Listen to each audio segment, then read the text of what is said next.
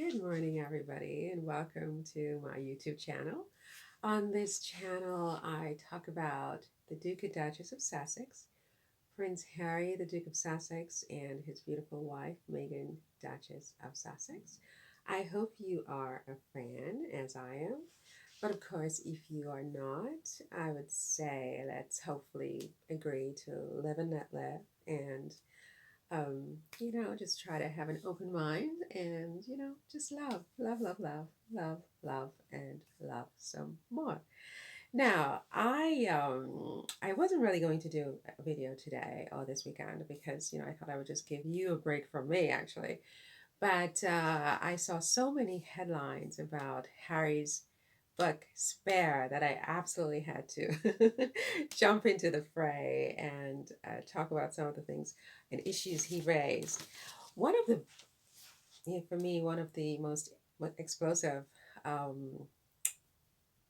one of the most explosive aspects of this memoir is uh, the image he paints of his brother William. William, I think, has a very different persona in public than he does in private. I guess everybody does, right? I mean, we all have our public personas and our private personas, of course. But it does seem to me that William's private persona is one that I personally find a little bit shocking. A little bit shocking.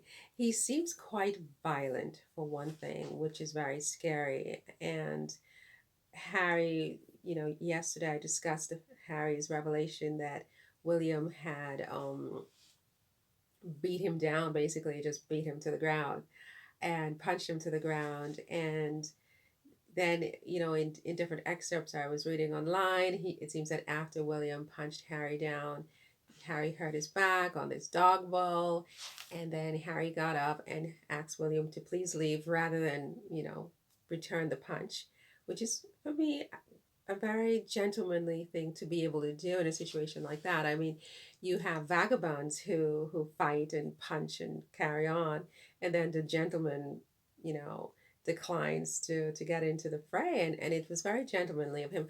But it also probably has to do with the hierarchy and how he has been raised and trained to think of his older brother as the future king. I mean, imagine if Harry had punched William back and William had gotten a black eye or whatever, the kind of press that would have come from that. I mean, what would they have said about Harry, and how would that have ended? I mean, depending on how serious that fight had become, if Harry had punched William and gotten it, hit him in the face or something, um, I think that Harry would have really gotten the brunt of the criticism there, and probably would have gotten himself into some legal trouble if you want to know the truth, because this is the future king of England, and everybody already sees William in a certain light and they see Harry in a certain light. I don't think anybody would have cared that William was the one to throw the first punch. They would have blamed Harry, and they would have castigated him and vilified him, and he would have. And sometimes I wonder, was it a setup? Did William go over to Harry's house hoping that Harry would in fact hit him, so that they could really throw the book at Harry and give stories to the press to further malign Harry and, of course, Meghan?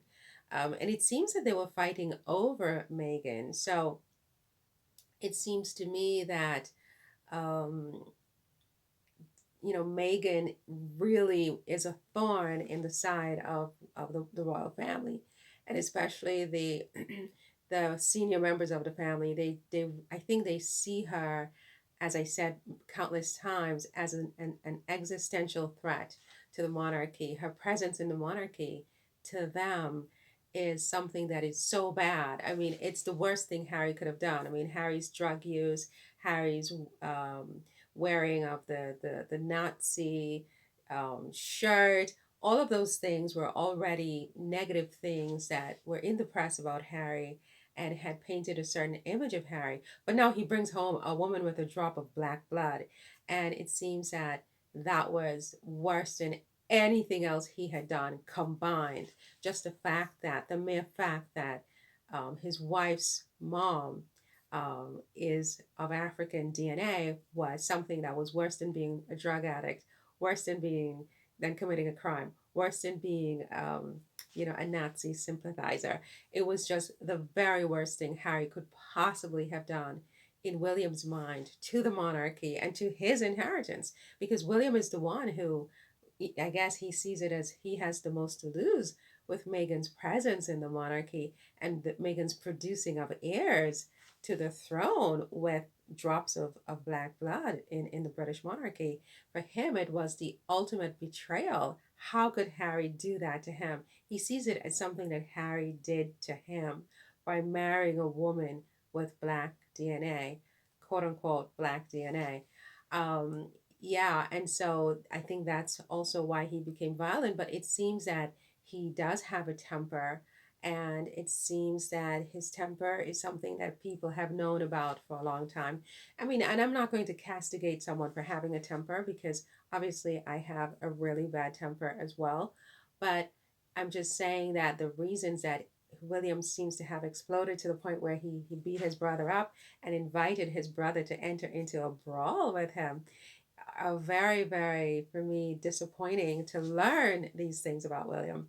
And then there was that other revelation where it seems that William and Kate had gone over to Harry and Meghan's to demand an apology because Kate had accused Meghan of insulting her by saying that she had baby brain.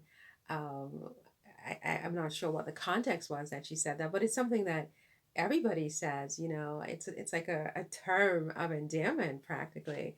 And but Kate apparently took it as like the worst insult and demanded an apology from Meghan. And then William gets into the action and starts pointing his finger into Meghan's face, allegedly, right? Allegedly. I haven't read the book. I'm only reading the excerpts, and I certainly was not on the scene of these events. So these are allegations, just to be clear. And but it is alleged that William had his finger in Meghan's face. Can you imagine this? A man putting his finger in the face of a woman who is his sister in law, and he being the future king of England on top of it. I mean, for me, a man putting his finger in my face would be very, very scary. Like, I've never had a situation like that happen in my life, where I felt like a man was, you know, treating me in this way. I mean, sure, I do my punches and whatever, but for a man to do that to me is very intimidating. And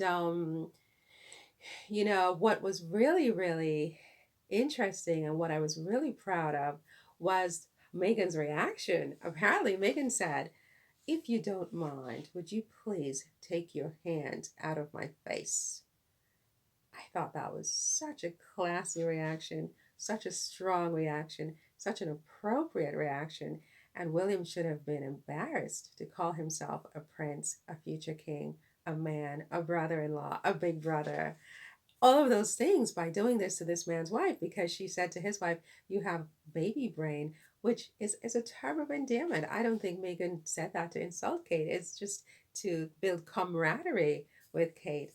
And I have a list here of different things. So William apparently accused Meghan of being rude, and that's a theme where they're saying about her in the media. It's rude because she said you have baby brain. So if that's all that Meghan did, that they're saying that she's so rude, I mean, geez, I mean, thank God Meghan got out of there. She would never have survived in this place because she's being picked on, literally picked on in a way that is so obvious and in a way that is just so, oh, it's exhausting. It's demeaning. It's just horrible. What else did I have here about William? So another thing that was interesting was to learn that William and Harry had begged their father not to marry Camilla, all right? So I mean, this public persona of him and Camilla being BFFs and him having all this respect for Camilla and whatever, it's all BS, right? It's all just, surface. It's not real. And also learning that um, Harry and William confronted Charles about planting stories about them in the press so that he and Camilla could get good press, apparently, allegedly. That was also quite stunning. And learning that William and Kate had howled with laughter when Harry wore that Nazi outfit and then left Harry, hung him out to dry when everybody turned on him and acted like they were so good and innocent and Harry was the bad boy who wore the Nazi outfit. And they were older than Harry. Harry was a teenager, very immature, and they were, positioned to say to their little brother, don't do that, that's inappropriate. And they howled with laughter and encouraged him to do it. And then once he did it, he was the only one who was castigated and got a bad reputation. So I think all of those are very explosive revelations. I haven't obviously read the book. I wasn't on the scene, but if all of these allegations are true, it definitely, I think, paints a very negative picture of Harry's brother, William. So that's all for this one. See you in the next one. Take care. Bye.